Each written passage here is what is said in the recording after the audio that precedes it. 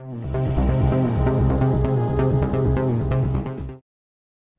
I'll call the Dixon County Commission regular meeting, March 26, 2020. Please stand for the flag salute. I pledge allegiance to the flag of the United States of America and to the republic for which it stands, one nation, under God, indivisible, with liberty and justice for all. Commissioner Peterson's on phone right now. I'll be presiding and reading the agenda and stuff. Approval of the agenda with 2 additions. Consider approval of emergency family and medical leave policies, and consider resolution declaring the state of emergency in Dixon County. I move we approve this agenda. I hear a second. And I'll second it. Any other discussion? If not, all those in favor say aye. Aye. Aye. Opposed? Motion carried.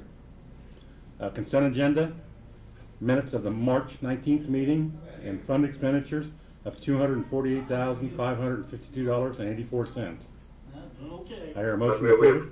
Agenda. Thank you, Lynn. I'll second it. It. Ron seconded it. No other discussion? All those in favor say aye. Aye. Aye. Opposed? Motion carried. Commissioner comments and committee reports. Ron?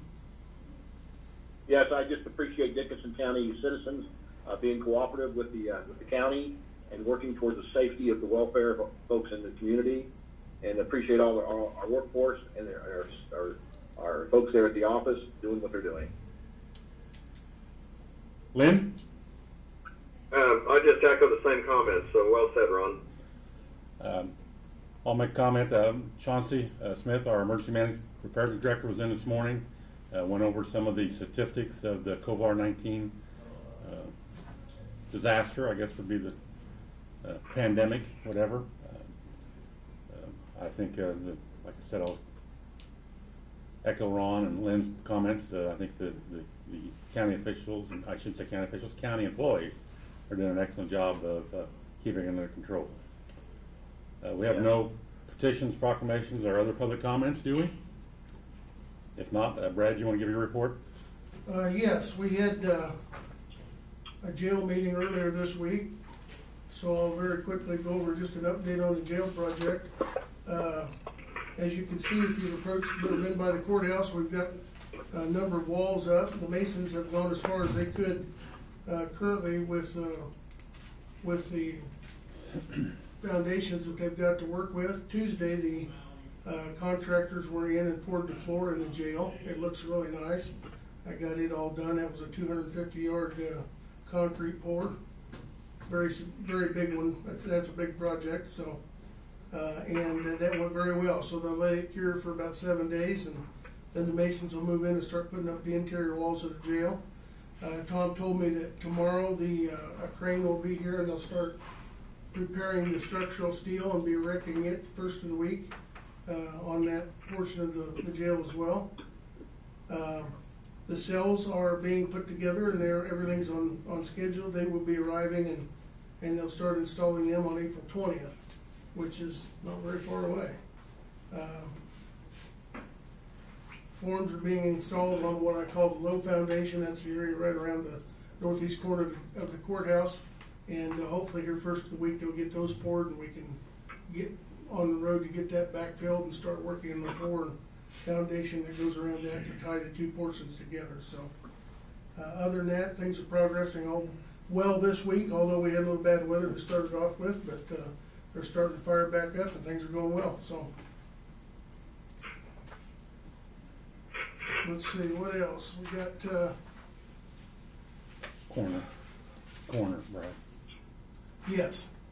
I have reached out on the issue of the coroner, with Dr. Shern retiring. I've reached out to a number of other county administrators around the state, and basically there's a whole gauntlet of different things that are done.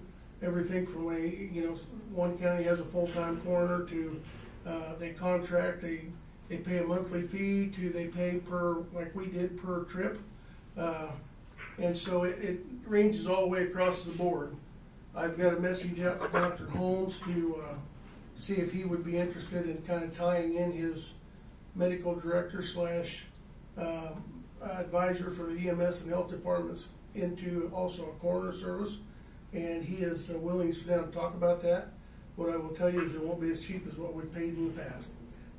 Janelle pulled reports for me, and it looks like about the last several years we've averaged about $2,000 a year for the fees that we paid out for the coroners to be called out, and we've been paying $60 a trip plus mileage. So it's going to cost us a little bit more than that. We're going to have to adjust the budget a little bit, but it's something we have to do.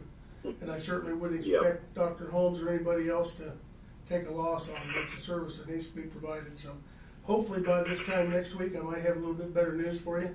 I will say too that with this going on with the COVID pandemic, and knowing that we're very busy and Dr. Holmes is very busy, Dr. Schwarting, who is retired, did notify Dr. Holmes that he'd be willing to help if the need arises, which we very much appreciate knowing that. So we do have kind of a plan B if things get busy and we really need somebody else. So, and then we got word that the old ambulance chassis that we had retired and put on Purple Wave sold this week and brought $4,400. We left it, as you remember, we left it in Missouri, and the person that bought it was from Minnesota, and they will go pick it up in Missouri. But they paid for it, and we've made those arrangements. And the dump truck was supposed to sell this week too, and I haven't got the notice on it that it's been paid for yet. So I should have news for you next week on it. So, but the auction went very well, and that's more money than we would have got out of it if we'd traded it in. So, Right, yeah. that's all I've got, unless you have any questions. Any questions for Brad? No. I don't. Okay. Doug is here. Doug, you want to give your report? Yeah, the tax sale, of course, was canceled for the date that it was set, and it has now been reset for July the 13th. That's a Monday at 10 a.m. And that's all I Okay, have. good. Any questions for Doug, gentlemen? I have no questions. Oh, Okay. thank you, Doug. You're welcome. Notice and communications. A couple of deals in the mail. Donovan Truck and Equipment out of Wichita. I normally wouldn't read this, but we have 12 units selling at cost due to customers' cancellations. So I'll pass this over to Brad. So if we need it's semis and stuff, the single, day cabs and stuff. So if we had a need for one, it might be something we want to look at. Also, Kansas Developmental Finance Authority, they send us certified mail to us, the Kansas Development Finance Authority, KDFA, Agricultural and Revenue Bond Service, 001059. Please be advised that due to this program being utilized, their farmer by the name of Robert D. and Terry Coleman are utilizing this. There was a couple of other magazines and our NACO newsletter and Deputy Longbind's retirement deal, but it's been moved up to today, so that's all the mail. Nothing else. Introduction and considering resolutions. Resolution number 032620, resolution declaring a state of local disaster emergency for Dickson County. I'll read it here. Whereas the 26th day of March 2020, the Board of County Commissioners of Dickson County, Kansas, find that a state of local public health emergency exists in certain conditions that have caused or imminently threaten to cause widespread or severe damage, injury, or loss of life or property in the disaster portion of Dickson County, Kansas. Whereas such conditions endanger public health, safety, and welfare of persons and property within the borders of Dickson County, Kansas.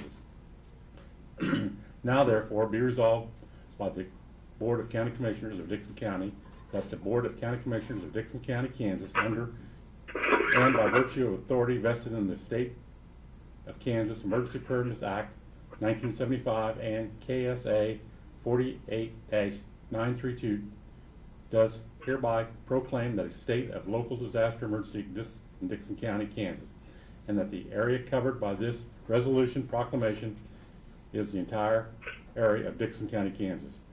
Be it further resolved that this board has all rights and its powers to perform such functions that are vested in said board by and through the provisions of the Kansas Emergency Preparedness Act of 1975, and that this resolution will remain in effect for a period of 60 days unless terminated earlier or renewed by consent of the governing body. I have a motion to adopt this resolution. I'll make the motion. I'll second. Motion was made by Ron to accept it and seconded by Lynn. Any other discussion? If not, all those in favor say aye. Aye. Aye. Opposed? Motion carried. Unfinished business, there's none. Other business, consider bid for summer bridge project materials. Brad? Okay, this is the projects that Martin's got lined up this summer, and I give you a sheet there. I think you emailed it to all of you.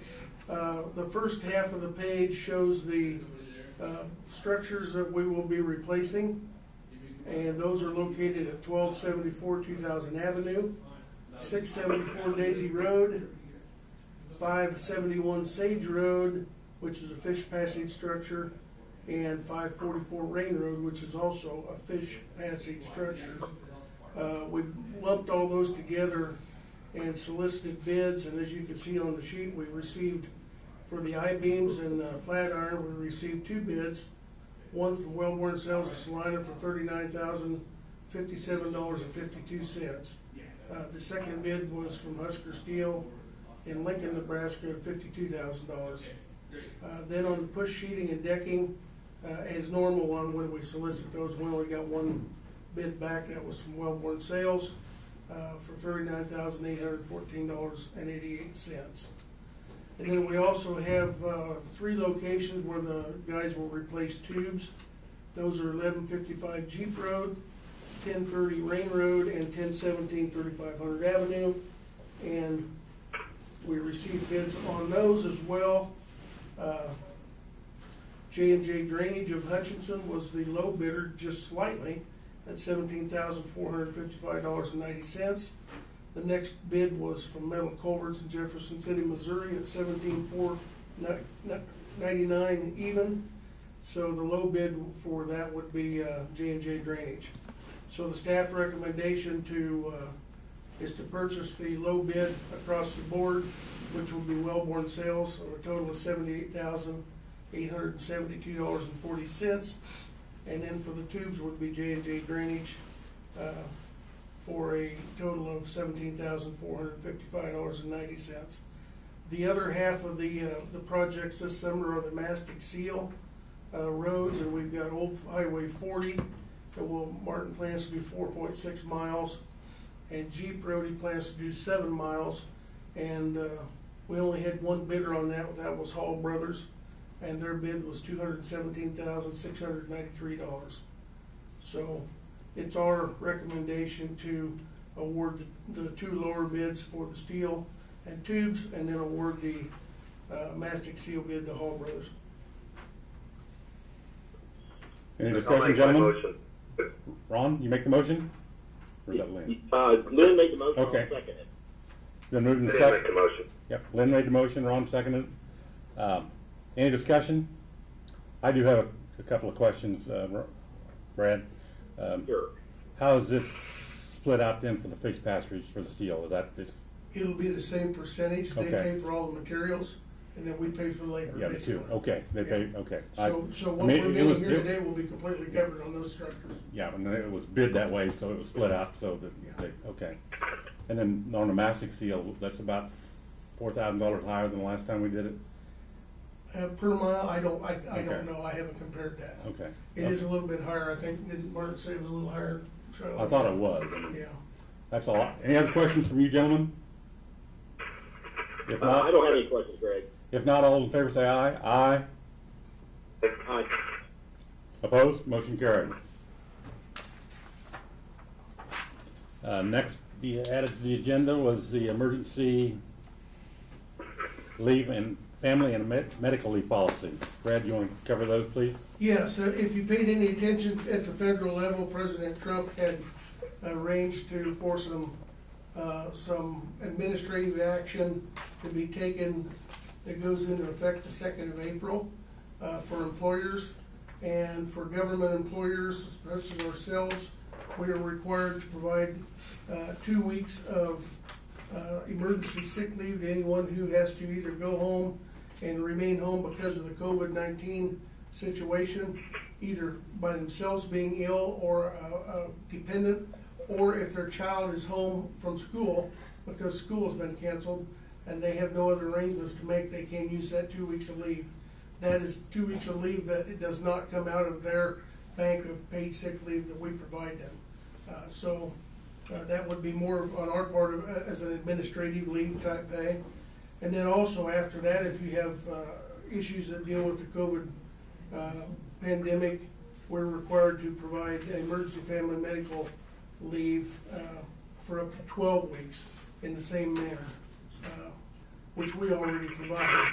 But we, according to the federal government, we're required to adopt those two policies. They are in effect until the remainder of the 2020 calendar year.